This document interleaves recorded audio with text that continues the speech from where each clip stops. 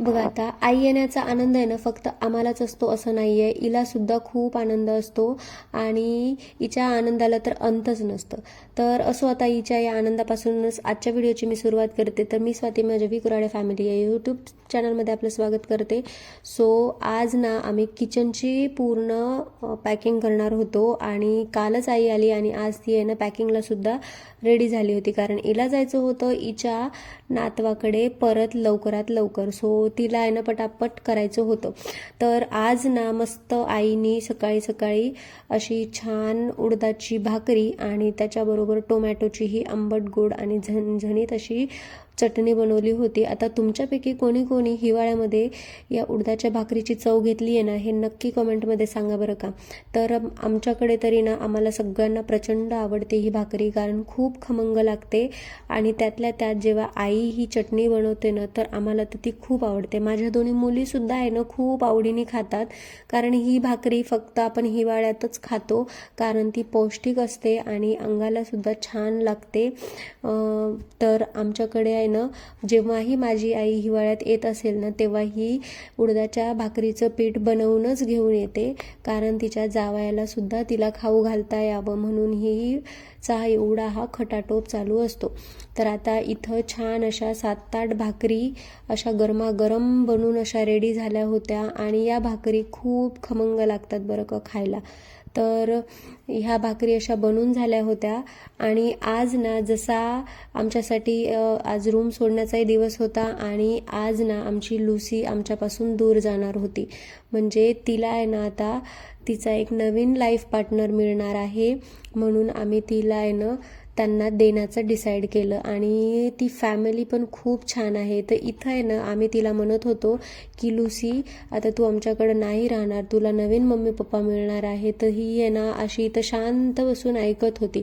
आता प्राण्यांना आहे ना आपल्यापेक्षा जास्त इमोशन्स कळतात. आता आम्हाला हे ना ती जायच्या आधीपर्यंत आम्हाला थोडं वाईट वाटत होतं, पण तिला मात्र आहे ना मनात कुठं ना कुठं माहीत झालं होतं. तर आता तिला आम्ही आज छान अशी आंघोळ वगैरे घालण्यासाठी बोलवत होतो. हिला आता बघा इतकी थंडी आहे आणि आम्हाला तिला आज आंघोळ घालायची होती आणि तिला आंघोळीचा आहे ना थंडी असो किंवा उन्हाळा असो तिला आंघोळीचा प्रचंड कंटाळा येतो आणि आंघोळीचं नाव घेतलं की ती सरळ वर पळून जाते.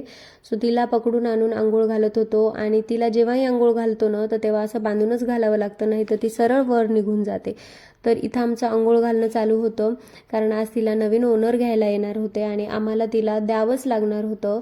आता यामागे सुद्धा खूप रिझन आहेत, पण मी तुम्हाला एक मोजके 2-3 रिझन सांगते. की फर्स्ट, तिला आहे ना हे आम्ही जिथं राहतो तिथं रेंटने राहतो आणि तिथं तिला कंटिन्युअसली आम्हाला बांधून ठेवावं लागत होतं आणि मेन म्हणजे तिचा फ्रीडम सगळा निघून गेला होता. तिला एकटी राहून राहून आणि पार्टनर नसल्यामुळे सुद्धा ती अग्रेसिव्ह होत चालली होती आणि माझ्या घरात 2 छोट्या मुली आहेत आणि त्याच्यामुळे आम्हाला थोडीशी भीतीसुद्धा वाटत होती. तसं तर तिने आत्तापर्यंत कुणाला हार्म केलेलं नव्हतं, पण तरीही आम्हाला रिस्क नको होता आणि आमचं मन तर बिलकुल होत नव्हतं तिला कुणाला तरी द्यायचं. पण एक वेळेस आम्ही मन घट्ट केलं आणि आता आहे ना मी तुम्हाला जे मागच्या व्हिडिओमध्ये सांगत होते की माझ्याकडे एक ना मिशोवरून मी एक कपाट मागवलेलं होतं.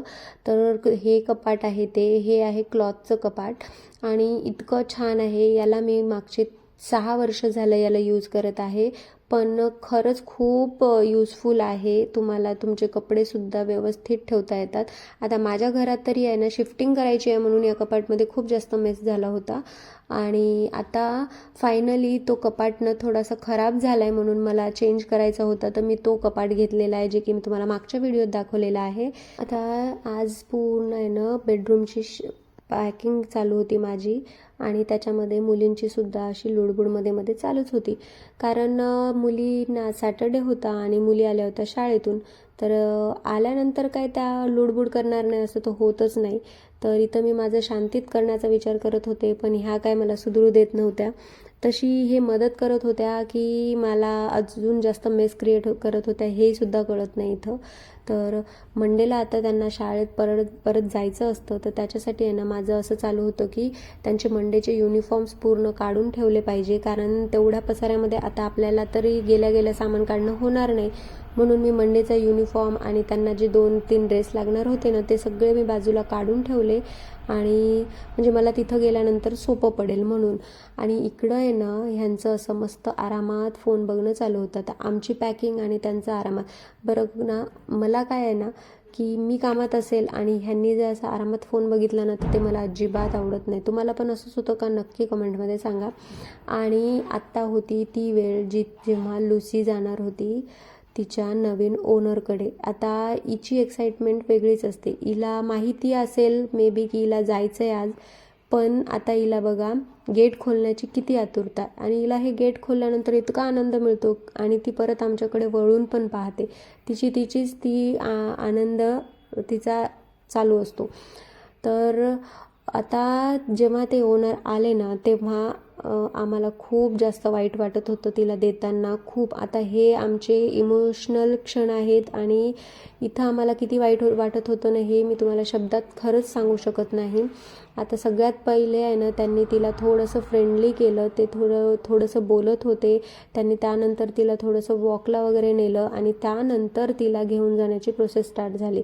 आता इथं आहे ना आमचं तिघांचं सुद्धा इतकं प्रचंड रडणं चालू होतं, आम्हाला तिघांना सुद्धा करमत नव्हतं. तर हे सगळं झाल्यानंतर आम्ही आहे ना संध्याकाळी नवीन घरी जाऊन पूजा वगैरे करून आलो. तर थोडीशी मनाला शांती वाटत होती. So that's it for today. Bye everyone.